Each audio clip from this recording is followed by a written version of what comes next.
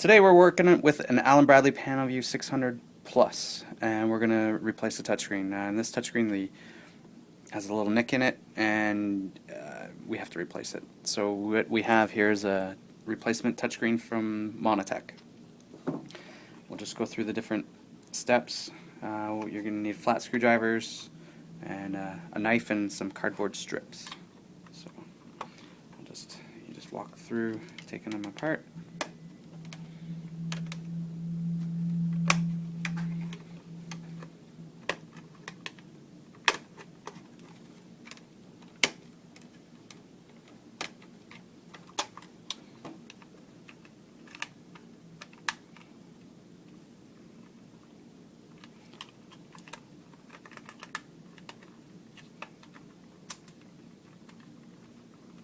There we go.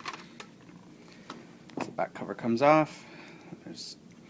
We lift this little tab up, disconnect the display part, lift this little tab up, disconnect the touchscreen, some clips, pop the computer board off. And this is the latest version from Allen Bradley. There's these 4 clips that hold the next plastic piece down. Use your fingers, or if you need to use a needle nose pliers, will also work.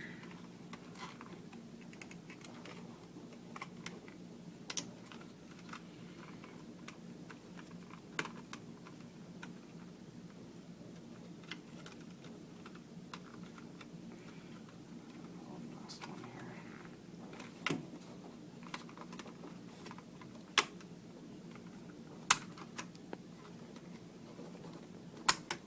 There we go. Now we have the LCD. We just lift that up. The next part's a little tricky. I've already removed this touchscreen just to make the video faster. I'll just show you what you have to do. Just take some cardboard strips, just put them along the edge here. These are your little tabs. Help you instead of trying to deal with them constantly popping in and out. What you're going to end up doing now with a knife, and be very careful, always cut away from you. You'll end up pushing down on the glass slightly and slicing the rubber. You'll end up cutting it. Always try to cut down and away from you, and then you're slowly pushing it down, pushing it down, pushing it down, and until finally it gives away and it pops out.